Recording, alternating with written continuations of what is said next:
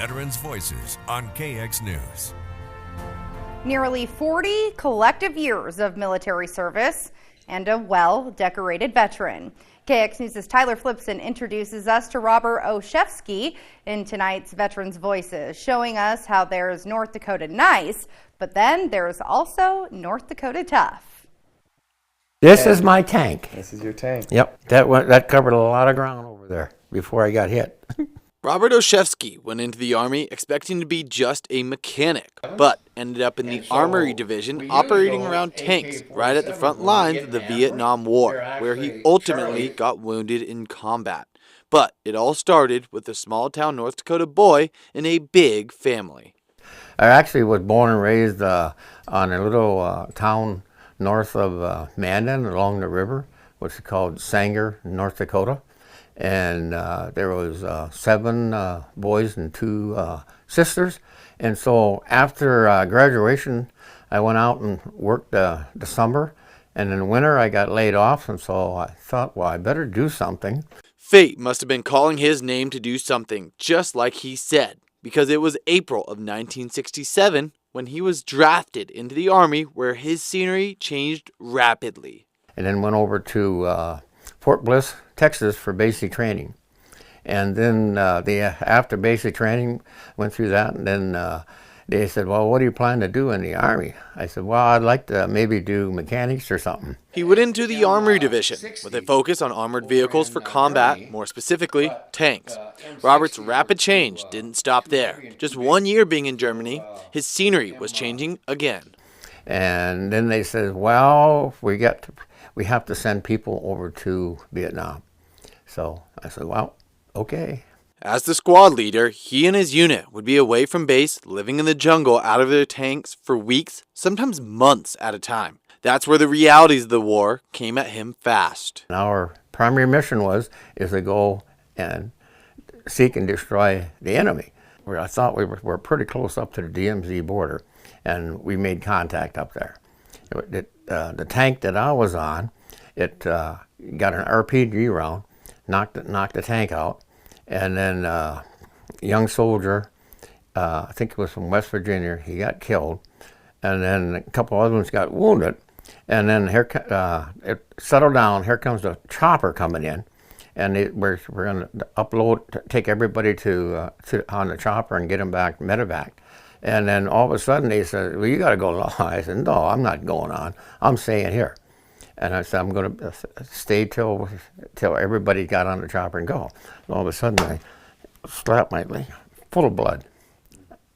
So I got hit with shrapnel. I said, that's fine, I'm okay yet. And then all of a sudden on my other side, I got a round, AK-47 round, just grazed my side. And they said, no, you got to go. I said, okay. After Robert was medevaced for his wounds that day, his fight didn't stop there. That place was full of military soldiers, and they were crying and they were hurting and stuff. They wanted to go home. I said, I don't like this. Listening to all this, so I said, you give me a pair of crutches and give me the next chopper out. I'm going back to my unit. You bet he did exactly that. When I asked Robert how he managed to do that after he had just been shot and wounded in combat, to go right back to it. Remembering how I grew up in North Dakota and all that stuff, I said, I'm a little tougher. We can live through the winters and all this stuff. No, I'm not going to sit and this and that. I'm going back to my unit. I know I can, yes, I'm a crutches, but I knew how to operate everything on that tank and stuff. And it was from that heroic moment Olzweski earned a Purple Heart. He finished up his deployment in Vietnam, but that's when another opportunity arose he could not pass up. Got out of the military and stuff, and they said, hey, they've got a little reserve unit. They need volunteer. They need people to sign up. I said, no, I don't want nothing to do with the military anymore. So about 3 years later, I said, well, maybe I can go in. So I did. While in the reserves utility unit, from 1973 to 2003, he traveled all over the world, from Guatemala, Honduras, and so many more. But that's when, yet again, it wasn't long before his scenery was changing. So the general from Salt Lake came up and said, "Chief, you got to get this unit ready." I says, "I got a bunch of college kids here." And I said, "No problem." You couldn't tell them much because it was top secret and stuff. I said, "We got to go over because of kind of 9/11." And so, and then I took the unit. We headed over to what's called an old Russian air base. It's in Uzbekistan, and next to Afghanistan. And so our primary mission there was to build a base, work on the base camp and keep it up for the soldiers coming back in on.